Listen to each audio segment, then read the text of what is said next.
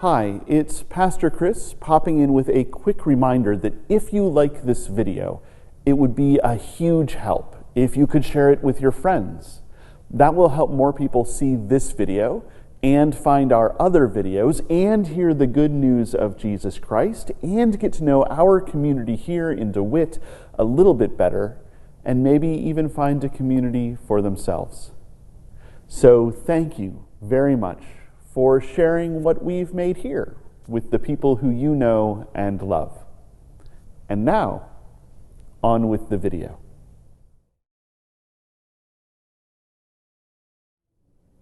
I mentioned this briefly last week, but a while ago, someone was upset about something that I had preached, and they were letting me know that they were upset, which, by the way, is fine. If you are ever upset about something that I've preached, if you ever don't like it, if you ever disagree with it, I want to hear that. I am more than happy to go to lunch with you, you're paying, and hash it out and talk about it and find those places where we agree and disagree and find ways to move forward together. This person was letting me know that they were upset, and one of the things that they said kind of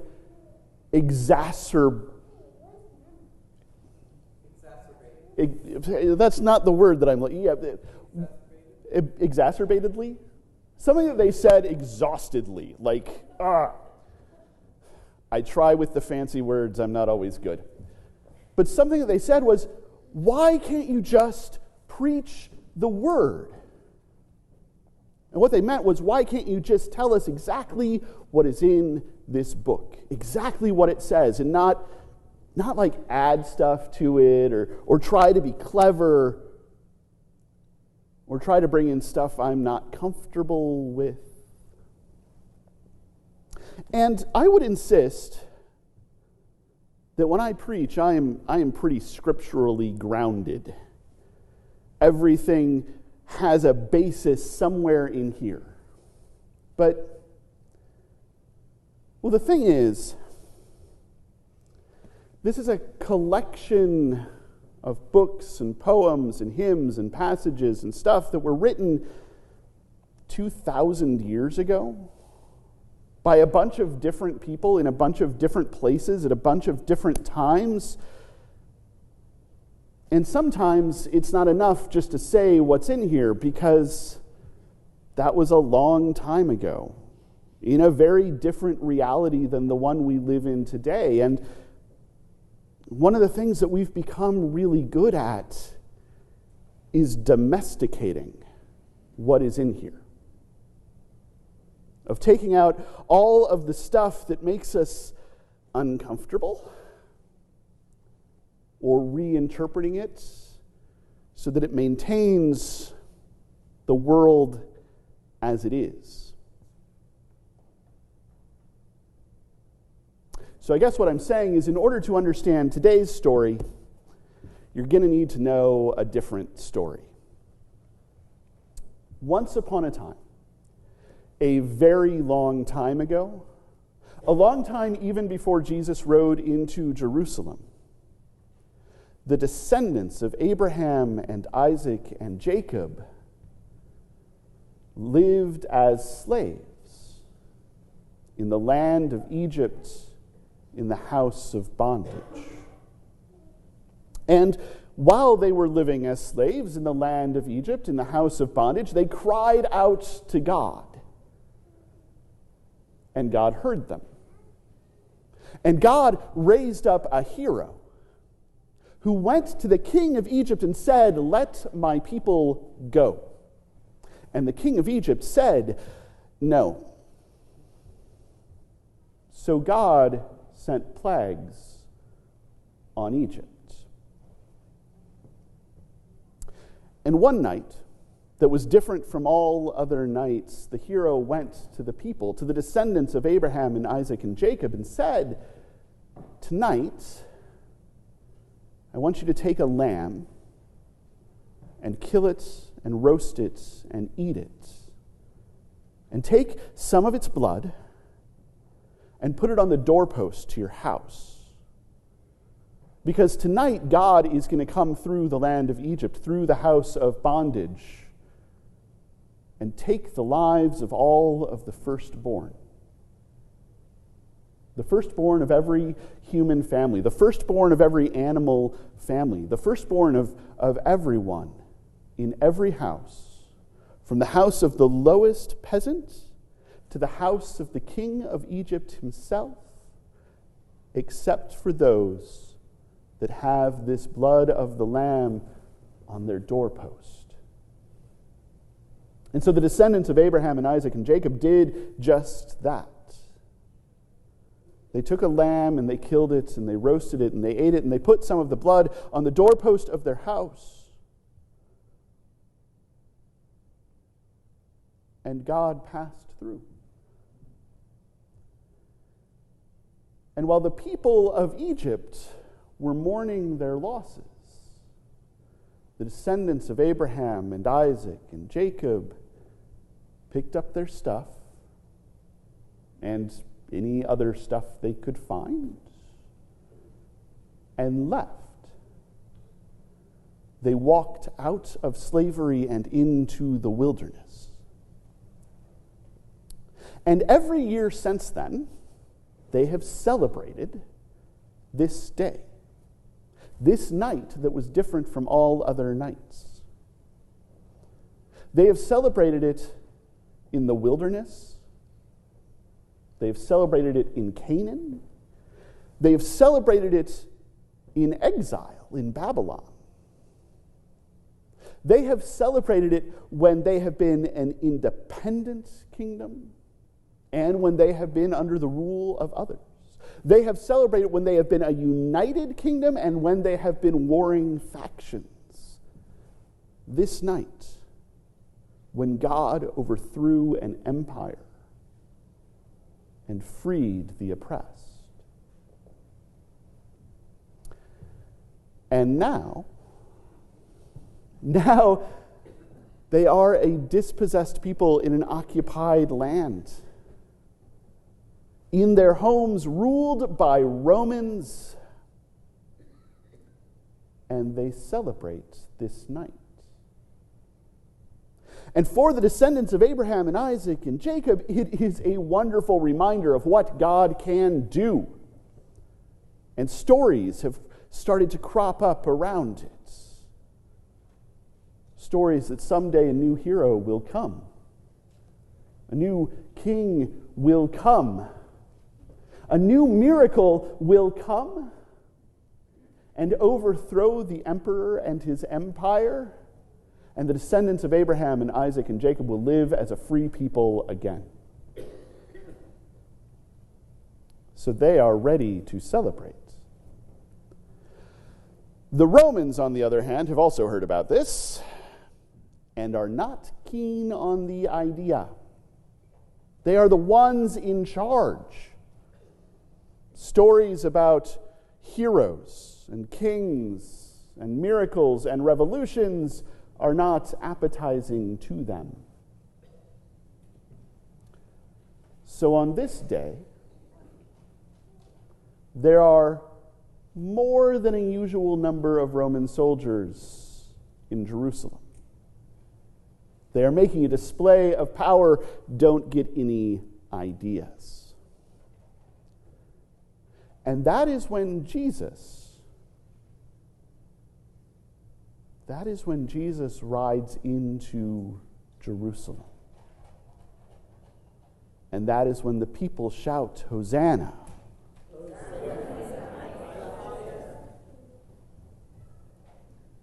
Paying attention. The people are expecting a revolution. They are expecting someone to come and overthrow the world as it is in favor of the world as it could be, and they imagine the world as it could be as a world in which things are mostly the same. It's just that they're on top now. The Romans are expecting a revolution, and they're going to put it down. Because the way that they imagine a revolution is as a change in the way the world is, where they get knocked down a peg. And the problem is that no one is imagining the revolution that is going to happen. It is easy to imagine the world as it could be, to look at the world as it is and imagine the world as it could be and say, I want it to be exactly the same, just better for me.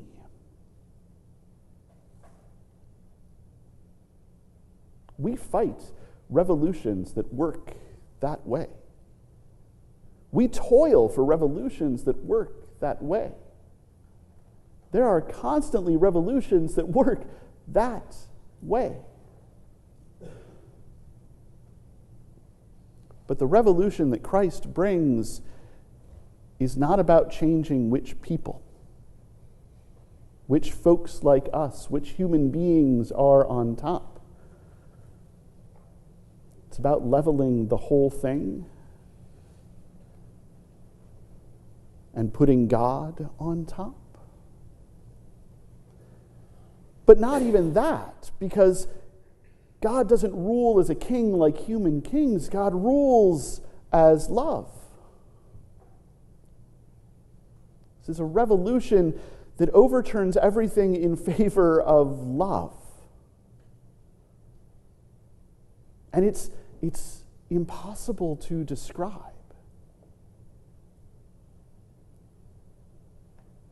But it is amazing. That promise is amazing. A world that is rooted in love, a world that is ruled by love, a world that is based in love,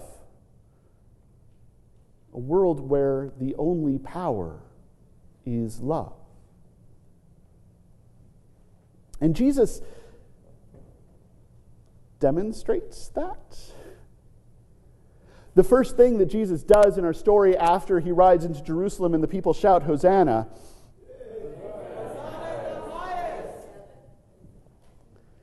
is go to the temple. He doesn't go to the Romans. He goes to his own people, to the locus of their power, and sees what has happened. And he doesn't walk into the temple and overthrow it. He walks into the courtyard, where the business of the world has gotten into the temple, where money is changed and things are sold, transactions are made. And I want to be clear that in the world as it is, that's how it has to be. People travel from a long way to get to the temple. And they're going to need to buy things, so they're going to need to change their money. And they need to make sacrifices, so they need to buy things to sacrifice. And all of that kind of stuff. It is fine for the world as it is. But Jesus rejects the world as it is and overturns the tables, throws out the money changers, makes it impossible to do business as usual, and demands that his temple be a place of prayer.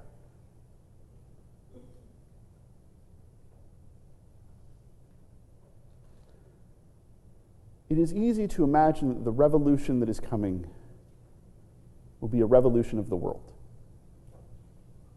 Something that changes which of us are in charge, which of us has power, which of us has privilege and prestige, which of us gets to make decisions, and wouldn't we be good at making decisions? But the truth is that the revolution that is coming, the revolution that we are waiting for this week, the revolution that we are hurtling towards, is a cosmic revolution. It is a change in how everything works. It is a change not in which of us is in charge, but in the fact that love becomes the power that is. that prayer becomes the sacrifice that we need to make. That connection to God is what we are looking for. And I don't want to get too far ahead of myself. But all of those folks who cut down palm branches and shouted, Hosanna, are going to be sorely disappointed. Because the revolution that they are expecting is not going to come. The person who they shouted for is going to be betrayed. He is going to be arrested. He is going to go to trial. He is going to be handed a cross. He is going to carry it to a hill. He is going to be hung on it. He is going to die, and he's going to be laid in a tomb. The revolutions that we imagine aren't big enough to happen. They fall apart in our hands. They fail because they are too small. The revolution that they're going to get is the one that they can scarcely imagine. The one that even the Romans can scarcely imagine. The one that we can scarcely imagine. Death itself is going to be overturned. The world itself is going to be overturned. Power itself is going to be overturned. And something amazing is going to step out of a tomb until the whole world changes, until a whole new kingdom. Something so unlike any kingdom that we know that we can scarcely call it a kingdom comes into being. Love is going to rule. And since I don't want to get too ahead of myself, I will simply ask you to change your expectations of what can be. To imagine bigger. To think bigger. To imagine more amazing. To imagine more love. And to walk with the church through this week. To walk through that Thursday when Christ will be betrayed in hope that that is not the end of the story. To walk through that Friday where Christ is crucified and buried in the hope that that is not the end of the story. And to celebrate a resurrection in the hope that even that is not the end of the story.